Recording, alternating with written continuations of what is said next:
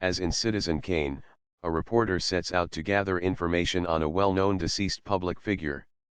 Some critics suggested the deceased character, national radio commentator Herb Fuller, was inspired by Arthur Godfrey.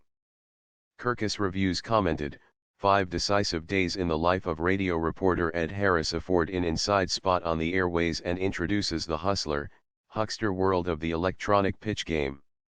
For Ed, who has been asked to do the memorial show which will be a monument to Herb Fuller, who has just died, has also been tapped to succeed him, and in filling in the background on the great man he learns the lesson that success is only a package deal. From Carol, a girl on the Fuller show and one of Herb's many women, he finds out that sex is only a kind of job insurance. From Beasley, who gave Fuller his start, he gets the text of a first sermon in Worcester which brought him his following, until he started mixing dirty jokes in with the hymns. From Sid, who had a contract to hold over Fuller, and now Ed, he gets the facts behind a memorable patriotic speech Fuller was said to have delivered from abroad.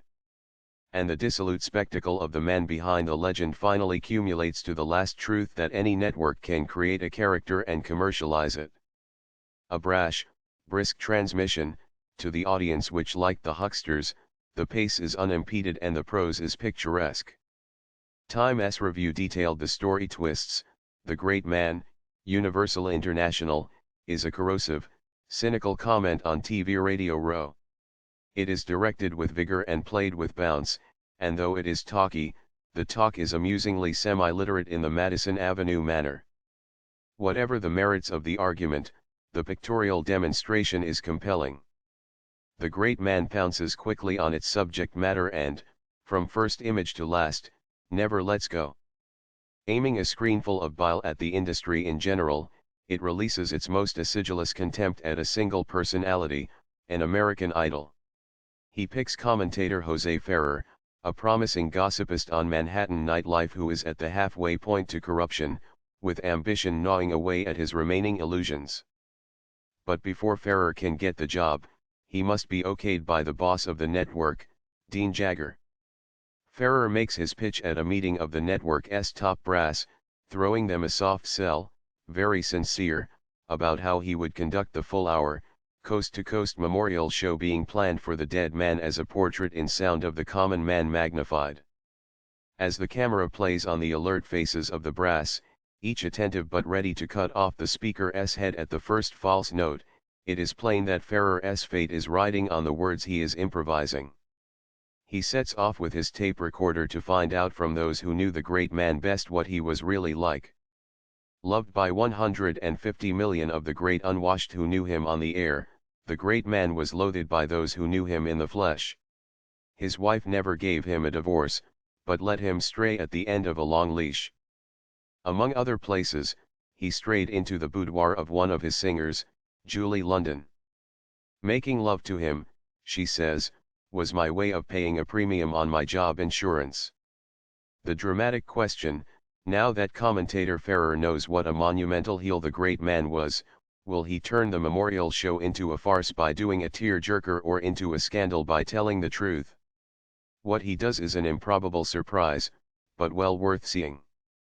Bosley Crowther reviewing the film in the New York Times, January 2, 1957, described the film as a smashingly brutal and generally absorbing expose of a piece of deception and hypocrisy within the radio industry.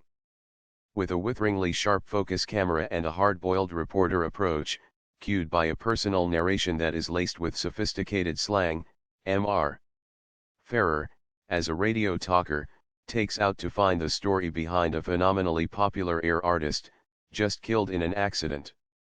The information, gathered from loved ones, associates, and fans, is to be used to develop a mammoth, 1-hour, nationwide memorial program.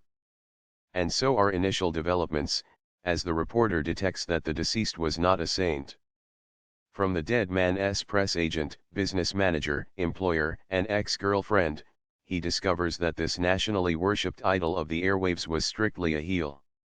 But the thing that really disturbs him is the accumulating indication that his radio sponsors are cold-bloodedly determined to perpetuate the tawdry myth of the great man. When Morgan and Ferrer collaborated again 2 years later on the book for the musical comedy, Oh, Captain, they were nominated for Broadway's 1958 Tony Award for Best Musical. Morgan's other novels include One Star General, Reinhardt and Company, 1959, and Anchor Woman, Stein and Day, 1974.